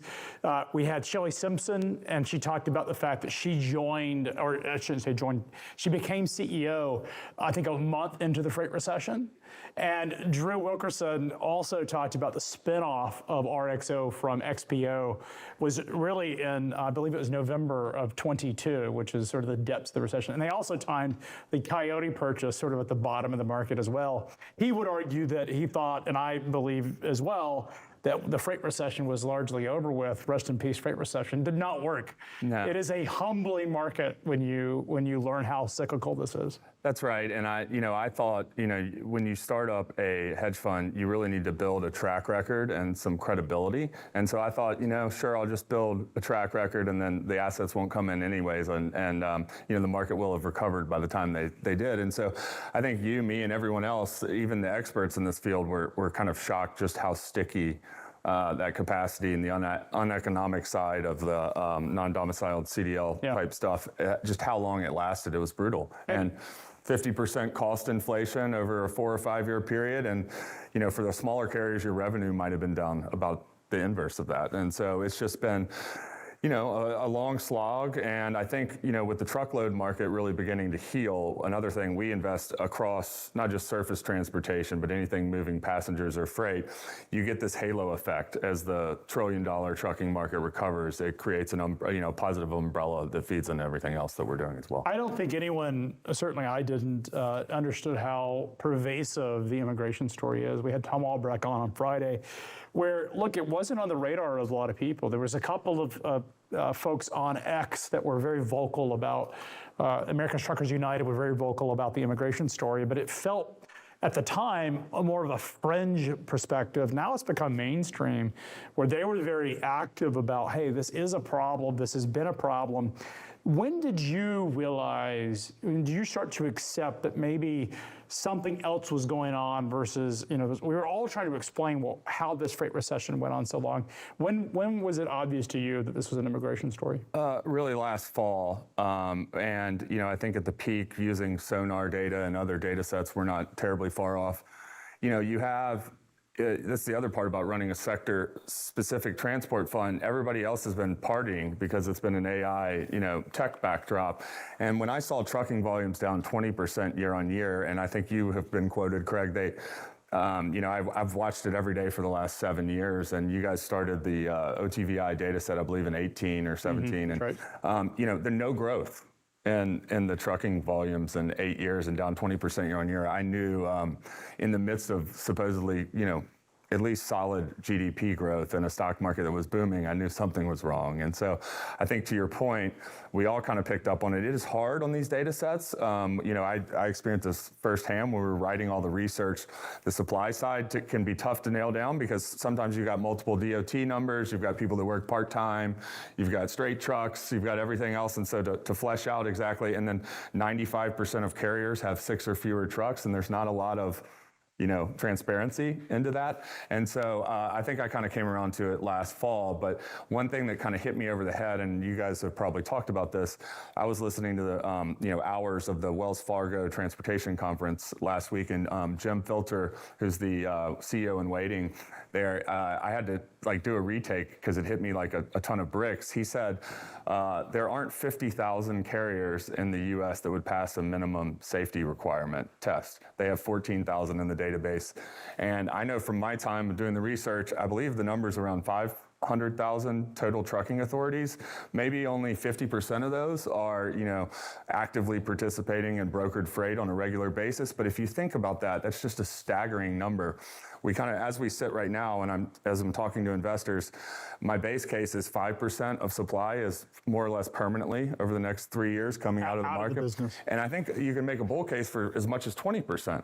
And in an industry where every 1% matters tremendously, I think, you just have this very unique regulatory-driven bull cycle that I think is going to go on longer and higher than anyone expects. And so the metaphor that I would use, this is not 2026 AI. This is calling AI a bubble in 2023. I think we're in the second or third inning. You're just now estimates on the sell side are far behind the curve in terms of, so the stocks kind of look expensive and a lot of easy money has been made. But I think, on the supply side, you've got that, and then you've got 5% demand growth such that you now have this positive spread of double digits between supply and demand, and it's feeding into, it's going to be a big margin recovery and a lot of rate increases that we're already seeing. Yeah, I mean, trucking's a commodity. You know this. You study the market. I think anyone who sort of has been in the industry understands how commoditized, particularly truckload is. It's interesting. John Kingston, who from your time at FreightWaves, is our oil reporter, has studied commodity markets his whole life. He has always argued it's the incremental barrel, or in this case, the incremental truck, that actually sets the motion of the market. Is that ultimately, it's not about the percent, but we're talking about 5 to 20%. That is a profound amount of capacity. If we got to the point of adding 25% capacity from 2019 to really the sort of peak of that was in 2023, then one could argue that we're going the opposite direction. And so we're going to have the inverse, but even more. I mean, commodity markets, when you have effectively a short squeeze, actually go much more hyperbolic because the price is always getting sort of set in the market, and people are incrementally being forced to pay up. That is very different than in the downside of it, where you have people that are like the incremental cost of running a truck just means they're going to set out. So you could see a situation where freight rates, I had someone on X predict, and we'll say this is not my prediction, I'll be very careful, that freight rates could get double digits in spot. Do you think that's possible? Well, so I live and eat and breathe this every day for a living, and so I've seen this in ocean shipping a lot. And when the cargo needs to get to the retail shelf to make a final sale, and I think, Craig, you and I have talked about this many times, transportation cost is something like 3 to 5% of the final good, the price. And so if it comes down to missing out on a sale, or paying 20% more for your trucking costs when your carriers have taken a 50% on the cost side. I think that, yeah, absolutely. I mean, I think in the more bullish cases, double-digit spot rates, it sounds absolutely crazy, but I think that would be the super cycle case. I think for now, we just have a very strong multi-year bull case, and you're looking at, what are we in the high twos right now, with some upward We're in the threes. If you look at it from taking fuel out of the picture, which fuel's now effectively cheaper today, we're still, I think, at 363, 370 on van spot rates. So yeah, so I mean, I think a JB Hunt executive said last week at the conference that it's just kind of like a bare minimum base case of a 20% 2-year contractual rate increase in 26 and 27. And so that's not even in the models. Our new analyst and I were redoing all of our truckload models, and I'd say the base case right now, and most of those on the OTR side, dedicated is a little different, but it's maybe high single-digit rate increases is what's baked into consensus estimates, with more like a low 90s OR, and that's nowhere near peak. And I think double-digit on the contractual side, especially, they talked about it last week, a lot of mini bids, entire books being repriced because you've got almost 20% tender rejections. That's just not sustainable. And so I think as long as you have visibility to the supply side, and then we didn't even get to the exciting part, which is, with peace today in Iran, something like 50% of freight is big ticket and interest rate sensitive on the housing and the construction and the auto side. And so I think the market is beginning to price in some disinflation and a peak in bond yields, and that could so we had gone from the dot plot having 1 or 2 cuts, I think, before war started, to something of the inverse, and now we could go back the other way. So demand could get even better. I think if you hit the Montgomery, it's hard to, it depends on enforcement.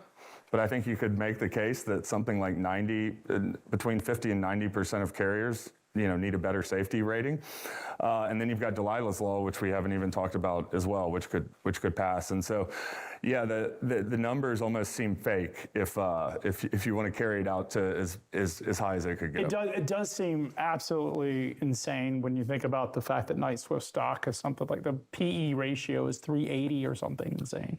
Yeah, it's still in the low 20s, and I would just tell you on that one in particular, What's in the low 20s? You mean the stock price? Or no, it's not the PE, the forward PE. The forward PE, okay. Yeah. I mean, they're expensive, but we were doing our models, and we were getting something like 50% upside to consensus expectations from today's stock price at 80. On the 2027 consensus Bloomberg earnings estimates for some of the more spot rate sensitive and OTR heavy.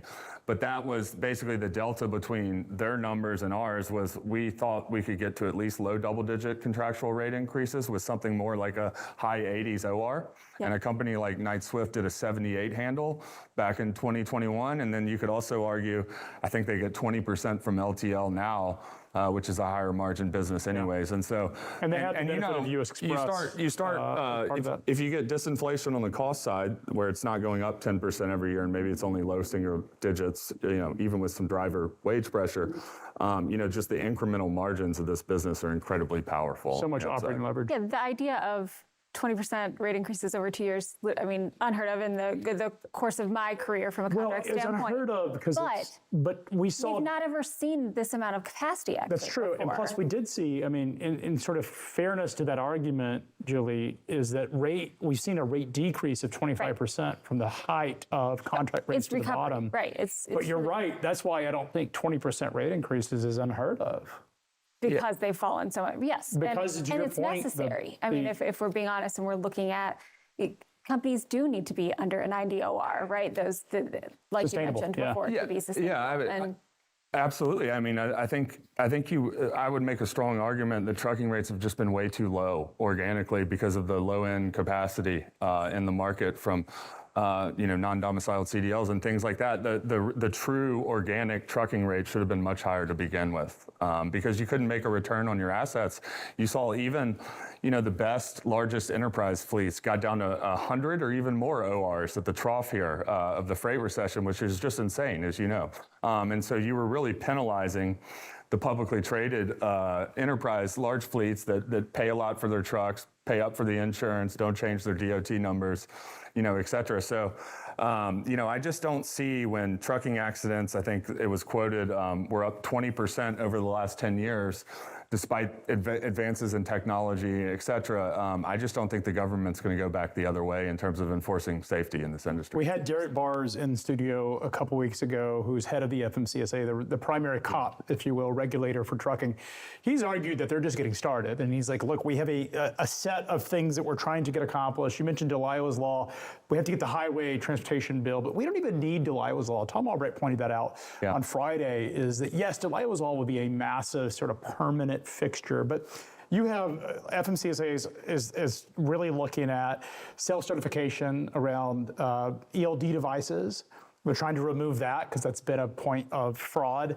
The entry-level driver training program, which is basically no training required. They're looking to update that rule and that statute. You have the states doing things around the rules. And then you have Montgomery, which was sort of an unexpected win. All these things are happening, and it just feels like this industry, this capacity crunch is getting started because, as my father liked to point out on the show, demographically, truck drivers are hard. Like, ultimately, that's the capacity constraint, is how do you attract truck drivers?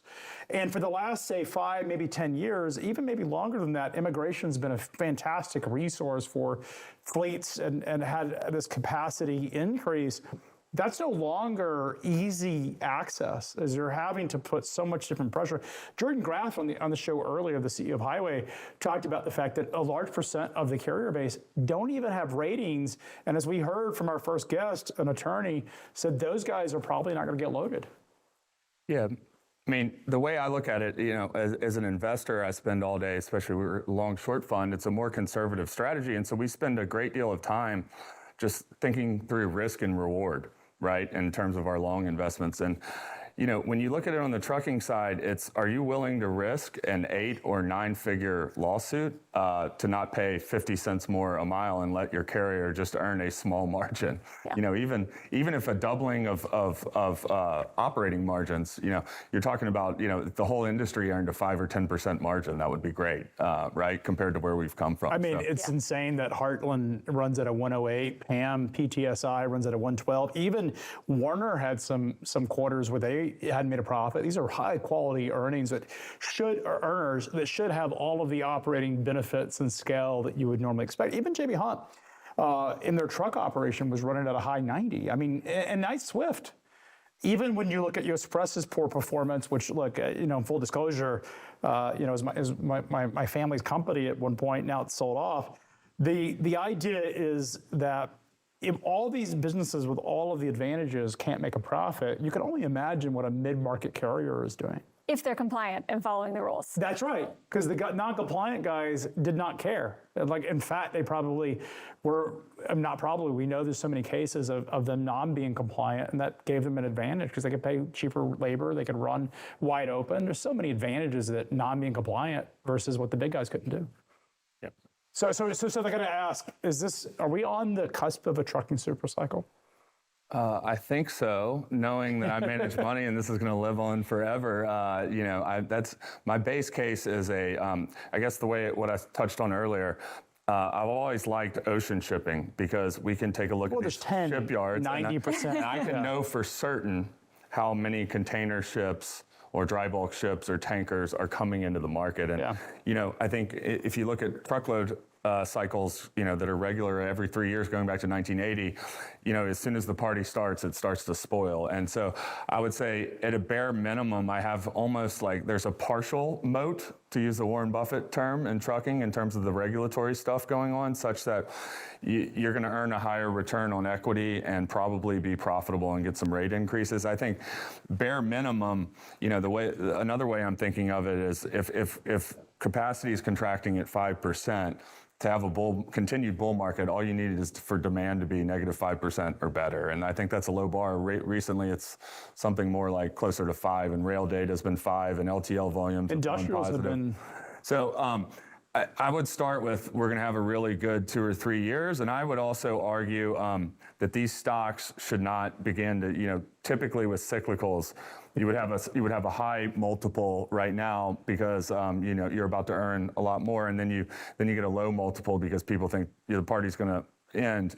I think for at least the next couple of years, these earnings are not on. You have a very high visibility to a lot of growth. I think the sell side estimates are behind the curve in terms of the contractual rate increases coming down the pike, and then that means better and better margins. So I would start with just I think we're going to have a really good 2 or 3 years after a really bad 4. There is data to find out the state of the freight market. You use Sonar. Yep. You grew up helping build a lot of the Sonar information and interpretation, so you're definitely well positioned to know what is happening in real time. All the things. You can see in real time. You can see ships coming in. You can see by commodity what's hitting there, by carloads. I get asked that all the time by institutional investors. Why can't everyone else just copy the data like you? And I think being here, having a front row seat to the engineers and watching it organically build, and then speaking with you and everyone else about it.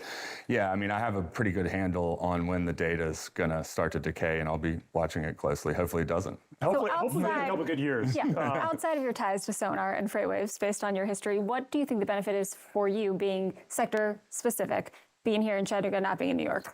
Okay, yeah, that's a great one. I mean, I think about 80% or more of what I invest in is cyclical. So one, if you're trying to build a fund that lasts for decades, it's hard to have 2 or 3 really good years and then get clobbered in a down year. So what we're really trying to build is, so we run long, short, and lower net, and the idea is to basically find all the transportation bull cycles and put long capital there. And then find all the transportation bear cycles and put short capital there, such that a lot of people also can't withstand the volatility that's inherent in this sector. So just the Dow Jones Transportation Index, it went nowhere for 4 years with a ton of volatility. You're talking, if it were a long-only product, you'd have maybe regular double-digit down months. So I'd say it creates a portfolio that smooths it out, and then hopefully our goal is to create a double-digit return stream even when the backdrop isn't that favorable. So Seth, I mean, when I think about the Dow Jones Transport Index, the problem that you have things like Avis that are in the index, you have airlines. We need to figure out how to create a pure play ETF.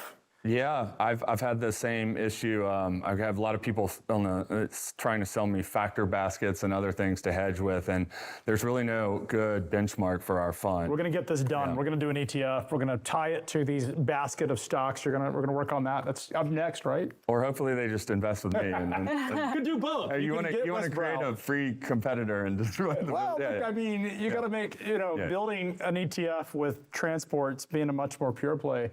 Who says you can't manage? I mean, it's a $10 trillion industry. Yeah. How about it? Yeah. It's a massive industry, so much to talk about. I've got to ask before we go, because people like actionable data. Of the stocks in your world, which are you most bullish on and which one are you most bearish on? Yeah, so I kind of bucket into subsectors. Truckload, I'm hugely bullish on. And specifically, I started out early on the spot exposed over the road players. I think the second leg of the trade that gets really excited is more of the dedicated intermodal stuff, because as you know, that tends to recover with a multi-quarter lag. LTL, I also like, you're seeing the PMI expansionary, 5 straight months, I believe it is, for the first time in 4 years, new orders heating up. So truckload, LTL, intermodal, rails, parcels, I all like. Brokerage to me is more of a question mark, I think, just in the super near term, in terms of how's the net change between the squeeze from the spot rates moving up and the insurance inflation going to net out against the increase in spot volumes, and probably the market share that the large brokers are definitely taking in the post-Montgomery. So, but I like it all. I mean, it's kind of like, who's your favorite child right now? It's a good time to be investing in this. I think all of it, there was a valuation downgrade on the sell side today. I just think this is a sector without economic recession or calamity, you can just buy the dips probably in this sector and do pretty well over the next couple of years. Amazing. I mean, it is. You talked about how exciting your favorite children. I love what's happening right now. from a freight standpoint, because it's never been more pertinent to how people are thinking about the reindustrialization. It plays into the different parts of the economy. You mentioned rail freight. That's the big counter argument, because one of the, I call it debates out there, is how much of this is really supply driven versus demand driven. We certainly know that demand isn't as robust as it could be. But when you look at industrials, rail data is probably the best proxy for that. It does tell us that the industrials are starting to increase. And as you mentioned in teased, that certainly helps the LTL carriers. Yeah, the industrial side is really kind of picking up. You have the whole housing side, which hasn't even done anything. Yeah, and Brad was pretty you were sitting in studio, so you didn't hear it, but Brad, who is now the founder of QXO and is, gosh, $18 billion in revenue for a company that's 2 years old, has talked about the fact that he was very non-conclusive about the direction of the economy, which he actually admitted was an unusual statement for him, that he didn't have a real sense for it. And I think housing's the big factor. Yeah, and I think to add on to that, I think if you look at truckload, it's so fragmented to begin with. I mean, even Knight-Swift has something like a 1% or less market share of a $500 billion for-hire industry, or $1 trillion total. I think the large enterprise carriers are definitely going to take a lot, and already are, taking significant market share post-Montgomery. So that will offset any of the freight displacement that may go to intermodal or back to the heavier stuff that might go back to LTL. So. Yeah.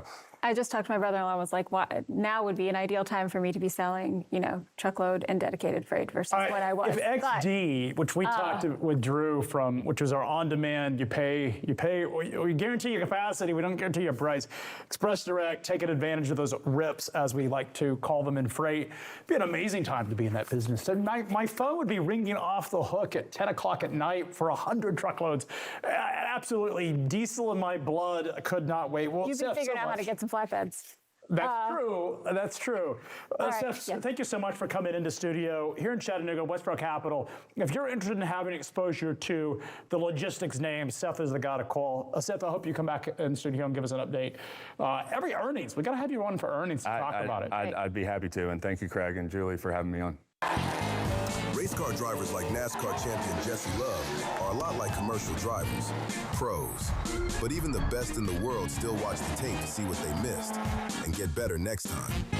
So we created the Samsara driving coach. Great race, Jesse, but you were following too closely and you were speeding. Okay, you got me on that one. Samsara uses insights from millions of professional drivers to coach drivers in real time. Because even champions need a coach. Give me the keys. The super successful people are part of the 1%. They're part of that very, very small percentage. That's why I don't want you to do things that everybody's doing. I want you to do the small things that nobody else is doing. The people that are most successful in this business treat it like it's the only thing that's bringing income into their household. If you do that, then you'll have the same results. These people operate like they have no other chance. They have nothing else going. This is the only breadwinner that they have in play. I'm Adam Wingfield, and this is the FreightWaves Playbook. Become part of the 1%. Sign up for FreightWaves Playbook today.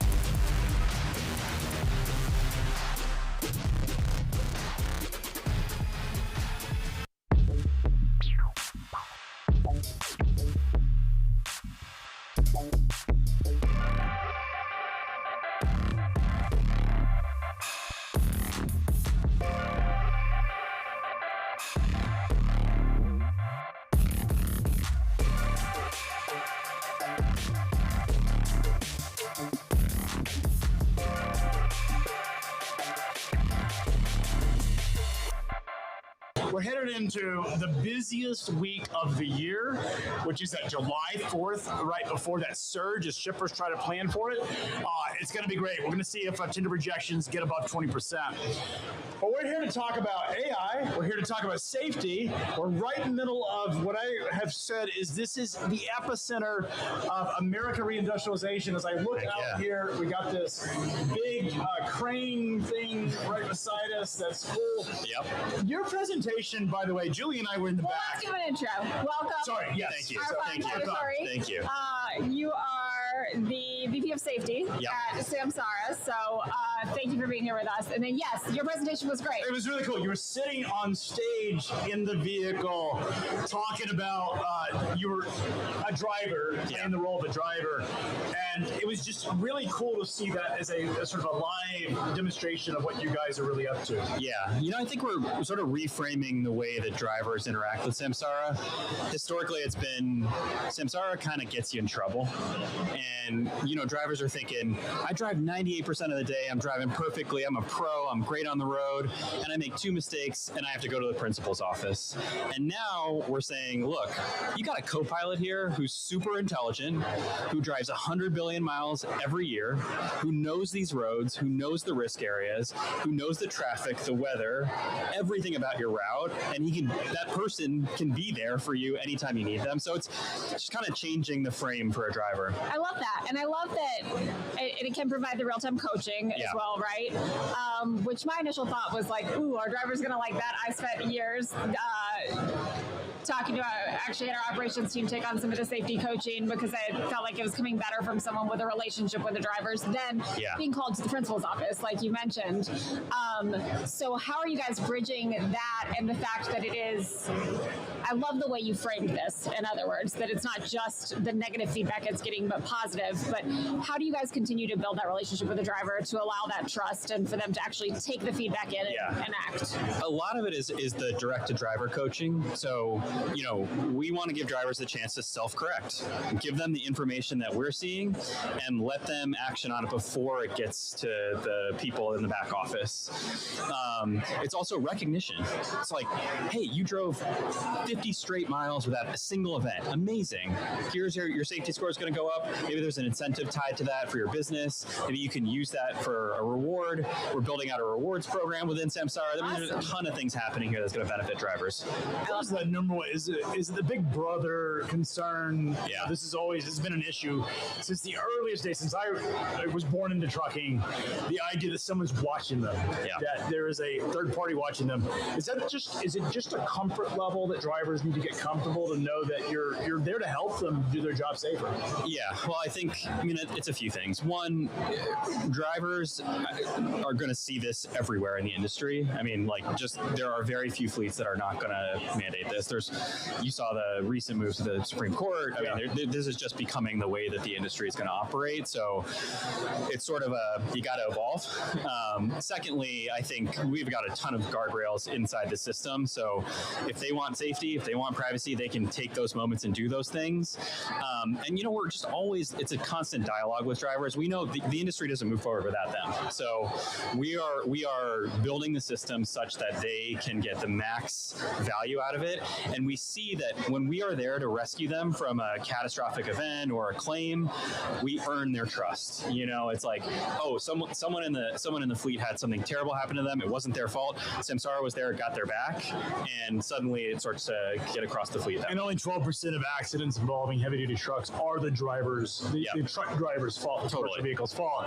So you're helping, in many ways, keep them accountable, but also help them improve their safety. What is the number one, when we see you guys implement the technology at a fleet, what is the behavior that you see change the quickest? What's the biggest return on investment in terms of safety? Speeding.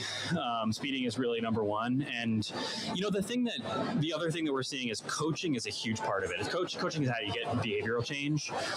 And we've got some reports out recently where we look at all across the entire Samsara network, and you see that the top 10% of drivers, if you prioritize those 10% who are the the ones who are driving the most events, safety events, they are the ones who are causing about a third of the crashes across the network. Top 25% drive about 2/3 of the crashes across the network. So it's like, if you're a safety manager, you don't have to, peanut butter your effort. You just focus on a few key areas. You can make a huge impact. Yeah. And speed is one of those. Yeah. Obviously, distracted driving is another. Yeah. Cell phones. How are you guys helping fleets deal with that? Yeah. So the other thing that we found is that these incidents in isolation all create risk, right? Speeding, mobile usage, distracted driving. But what we now have is we can sort of stitch these events together, and we can see that they compound and they create risk that really is outsized. And this is like new tech for us. It's basically, look, we now have the AI that can go and stitch these events in the back end. We can run inference against them. We can see, a speeding event at night when you're following closely and it's raining is very different than a normal speeding event. And those are the things you want to really lean into and coach against. Yeah, so that plays into exactly what I was going to ask. How are you preventing and mitigating risk and bringing attention to that to safety departments? So you answered a lot of that, but are you also seeing those compounding behaviors alert the safety departments or the organizations to maybe changes in a driver's behavior that they can address? Because that's one of the stats that I remember is that in almost every accident, you can see that even if a driver had years of safe driving experience, there would be in the 6 weeks leading up to it, in most cases, a trackable change to their behavior that we could see in hindsight, but maybe not. And so how are you guys doing that? This is a perfect use case for AI. We talked about all the data that gets generated by Samsara and that sort of data overload. This is one where you can have agents proactively listen for these things. You can say, oh my gosh, like this driver, you've had 6 years of perfect driving, but over the last 3 months, something's changed. Like something in their life has changed. You just check in on this person, see how they're doing. And this is where agents become so powerful. It's just they're the eyes. They never stop. They never get tired, and they can synthesize so much data so quickly for you. So you can do this yourself. You can query the Samsara assistant. You can set up agents that listen for these things, and they just bring all of that context together for you. When there is a change in behavior or a change in sort of safety scores that the driver is rated on, is it typically home life that's causing problems? Is it health? Is it lack of sleep? Where's the spectrum that you guys have sort of learned in the data? We see it all. I mean, I was with a customer just 20 minutes before this, and they were saying, if a driver has a bad day, you can tell in the data. Yeah. And it could be they slept poorly, or they got into an argument with somebody on their way to the office. It's just like, it's normal stuff, and it's all case by case. But the important thing is, like, we can now see it in the data. It's not just, hey, I noticed that Johnny was looking a little weird this way. It's like, no, I have concrete evidence. There's some complete change, and ultimately trying to, I would say, intervene, but coach and discover what is actually there. Be a good teammate, So what is coming into this industry, you've got the benefit of so many connected devices, I think 90 million connected devices across your network. Has there been a piece of data that has most surprised you about safety? And like, whoa, we had no idea and I would not have expected this? I think it's a really good question. The thing that I would actually take the opposite stance. It's actually very intuitive. It's like, we're all drivers. We all know when we're distracted. We all know when those risks crop up, and now we can just quantify it really clear. It's like the intuition is matched by the numbers, and I think the story is so clear now. The thing that the single fact that it blows me away is that we do over 100 billion miles every year across the network, and it's just hard to like put your head around that. The way that I've done it is like, Tesla has basically put out some numbers around the mileage that they've done on self-driving. It's like 10 billion. We do that in 4 weeks. Wow. Like every 4 weeks, we're doing a full lifetime of what Tesla is doing. So it's just the scale that we see, the understanding that we have about roads, the density that we have, the visibility that we have across the country, across the world. It's just, the scale is insane. So if we were someone listening to this conversation, if they were to take 3 big takeaways from the data, what would they be in terms of improving safety? Coaching matters. Coaching really, really matters. It's what drives behavioral change. Risk compounds. It's not all events are made equal. It's like when you see a speeding event with a harsh braking event with another event tied on top, then it's like, okay, these things really, really are the red flags for you. And focusing on specific drivers matters. You know, there's a small subset of drivers drives a vast majority of impact across your fleet, and it's a very tractable problem if you have the right data and you have the right partners and you can look at the right places. That's amazing advice and a really easy, actionable places to focus. So thank you so much for being with us today and talking Thanks through for this. having me. Yeah, we could have this conversation. We really could. Another half hour, another hour. It's you mentioned Montgomery and the SCOTUS decision. Safety is now top of mind for shippers and carriers alike. Yeah. So it's really pertinent.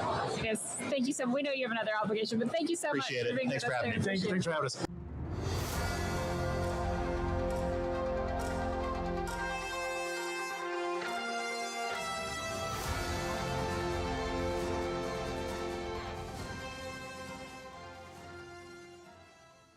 The map is changing. As global uncertainties rise, the future of the supply chain is moving closer to home.